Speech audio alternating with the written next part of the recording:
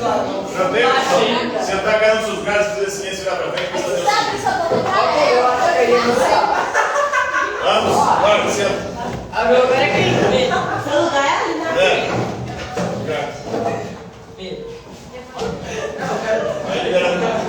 Eu quero até ver quem. Eu quero até ver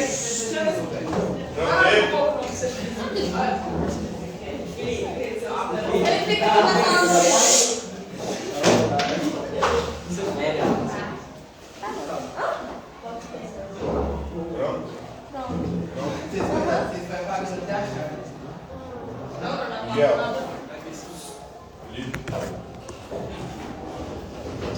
Então, na aula de hoje, vamos falar sobre memória. Estudos de memória. Vocês são bons de memória? Não. Memória, vocês conseguem memorizar? Vocês têm algum tipo de técnica para poder conseguir memorizar as coisas? Não, eu volto pro lugar que eu falei. Você volta para o lugar que você estava, você pensou que você lembra. O George Armitage Miller, ele fez estudos científicos sobre a nossa memória. Ele que nasceu em 1920 e morreu em 2012. E ele encontrou algo interessante nos seus estudos, que é o mágico número 7. Nós costumamos armazenar bem até 7 itens em 7 blocos diferentes. Por exemplo, aqui nós temos a palavra supercalifragilisticexpialidocious. Então, você pode conseguir memorizá-la mais facilmente se você dividir essa palavra em itens. Mais ou menos 7, né? Ou mais 2 ou menos 2. Então, super aqui tem 5 letras, né? Cali 4, frage 5, listic 6. Então você vai armazenando esses itens em blocos, até 7 blocos. Assim você consegue memorizar mais fácil. Se for um número desse tamanho aí, você vai decorar, né? Vamos pegar um número aleatório aqui, o número de telefone, o meu. Você pode no telefone e passar ali. Essa se você mandar.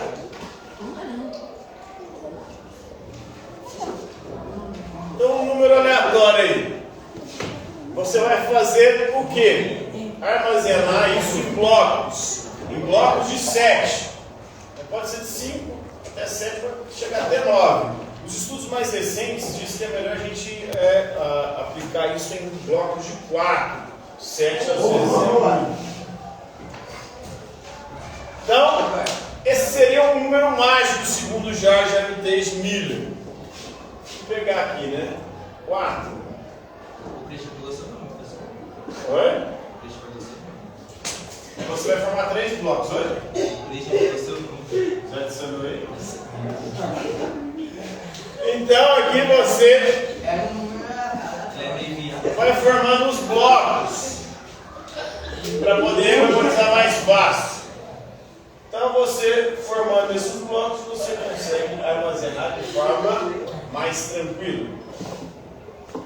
Meu CPF, por exemplo, eu armazenei em blocos de 3 e 4. E como é que vocês fazem para poder memorizar? Fica repetindo na cabeça. Repetindo na cabeça, mas na hora que você vai colocar, como é que você lembra? Eu memorizo CPF. Oi? Você memorizou o seu? Como que você memorizou? Você formou blocos assim ou não? Não, só. Você memorizou o número inteiro? Inteiro, por exemplo. Eu separei em 3 e 4 os blocos. 3 números e 4.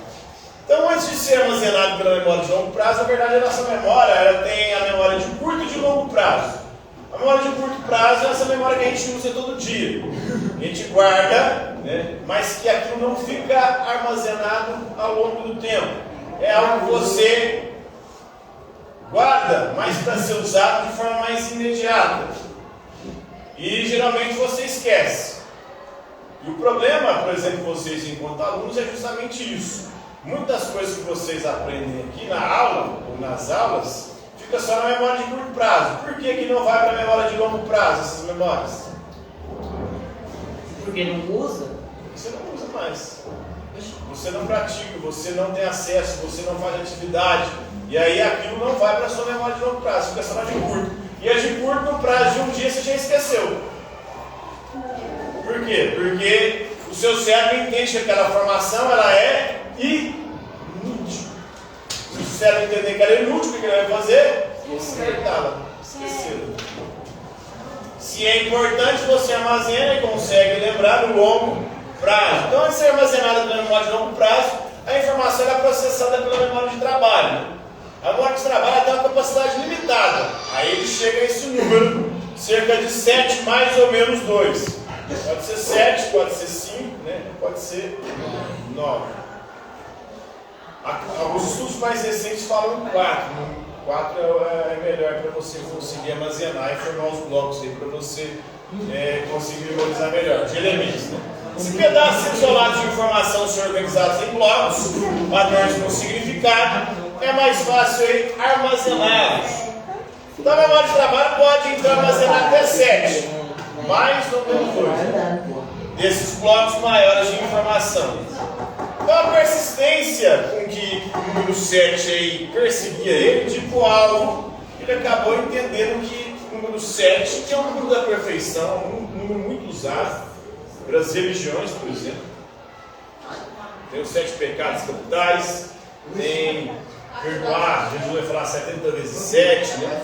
Então, não é um simples acidente aleatório, porque o número 7 é geralmente um número, segundo George Armitage Miller, um número que, se você utilizá-lo para memorizar aquilo que você precisa, você consegue ter relativo sucesso na memorização.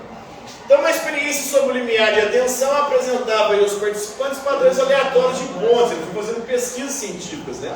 E piscava numa tela por fração de segundo. Os participantes reconheciam imediatamente a quantidade de pontos piscando quando o número era menor que 7.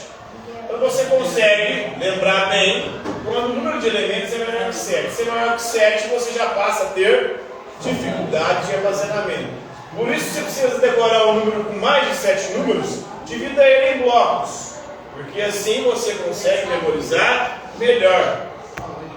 Se for um número, por exemplo, com mais de 10, 11 números, você vai formando os blocos ali para poder conseguir memorizar mais facilmente.